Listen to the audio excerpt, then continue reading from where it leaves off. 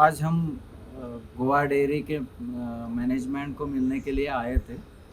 Issue था कि milk price का रिवीजन होना चाहिए। आपको पता रहेगा कि महाराष्ट्र, कर्नाटक, गुजरात भी हाल ही में अपने मिल्क प्राइस में साइजेबल बढ़ोतरी हुई है।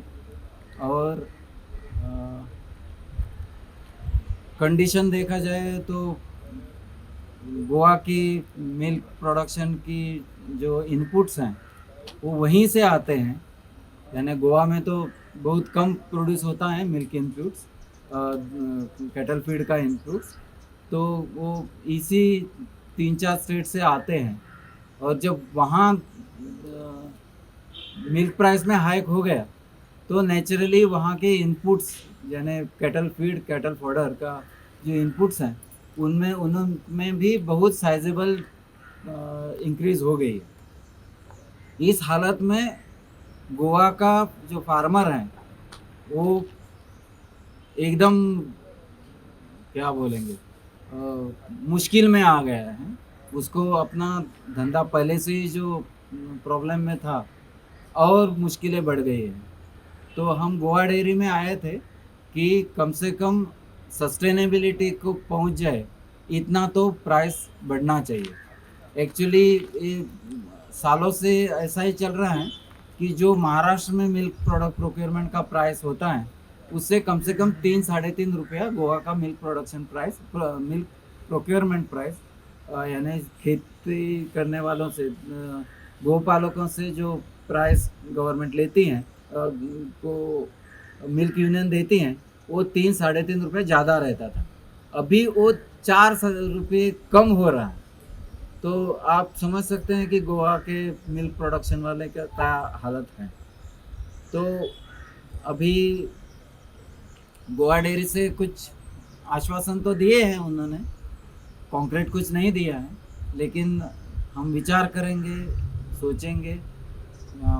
हमको भी प्रॉब्लम समझ में आ रहा है, यही सूर उनका है। होपफुली वो भी कुछ करेंगे। हमारे साथ हमारे लड़ाई में भारतीय किसान संघ भी शामिल है। तो होपफुली हमको कुछ मिलेगा। गवर्नमेंट गोवा डेयरी कुछ सिंपैथेटिकली सोचेंगे, नहीं तो आंदोलन करना हमारे लिए तो है ही। लेकिन हम गोवा सरकार के बारे में, पर्टिकुलरली गोवा डेयरी का, एनिमल हस्बेंड्री का जो मिनिस्टर है गोवा का, उनसे बहुत नाराज है। He is practically defunct. उनका कर्तव्य शून्य है आदमी, उसको निकाले तो अच्छा हो जाएगा। कुछ ना होने से अच्छा है, ऐसा आदमी होने से ना होना अच्छा है। ऐसा बोलने में अच्छा नहीं लगता है, लेकिन ऐसे कर्तव्य शून्य आदमी हमको नहीं चाहिए। गोवा के दूध उत्पादकों के लिए कुछ फ़ायदा नहीं है।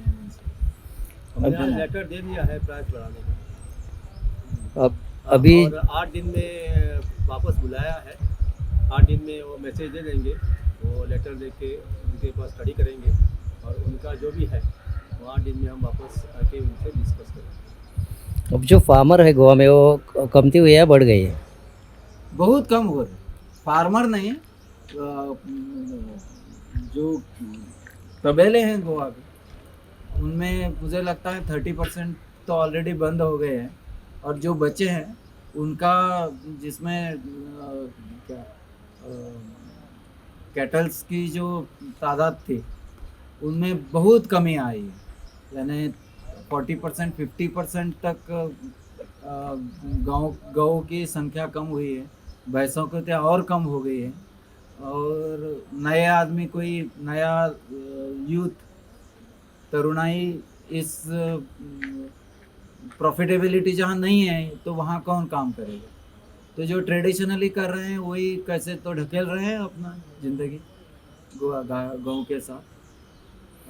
लेकिन नया नहीं आ रहा है कोई इसमें। और गवर्नमेंट का स्कीम भी बहुत, एक टाइम ऐसा था कि गोवा गवर्नमेंट के अपने पूर्व मुख्यमंत्री जो मनोहर पर्रिकर थे, उनके टाइम से डेयरी एकदम लुक्रेटिव बिजनेस के तौर पे देखा जाता था।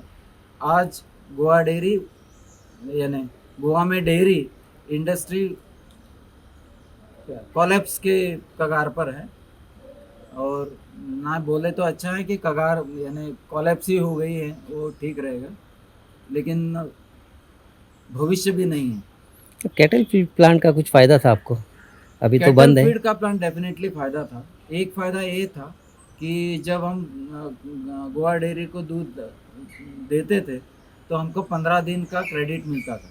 It is actually not credit, लेकिन हमारा दूध डिपॉजिट था गोवा डेयरी के पास, उसका कुछ वैल्यू डेफिनेटली हमको मिलता था, 15 दिन का मिलता था और लोकली मिलता था, तो प्राइस भी थोड़ा कंट्रोल्ड था। अभी हम प्रैक्टिकली डिपेंडेंट है कि बाहर से कोई आएगा और वो जो अपना रेट बोलेगा उसी रेट से, हमको लेना कोई पड़ता से नहीं है, कुछ इंटरवेंशन नहीं है, गवर्नमेंट का भी नहीं है, हमारा भी नहीं है। हम प्रैक्टिकली किसी दूसरे के ऊपर डिपेंडेंट हैं। बहुत बड़ा सेटबैक है अपने लिए। तो 8 दिन का इंतज़ार करेंगे आप लोग? हाँ, 8 दिन का इंतज़ार करेंगे, लेकिन हमको मन ही मन मालूम है कि हमको रास्ते पर उतर आना है।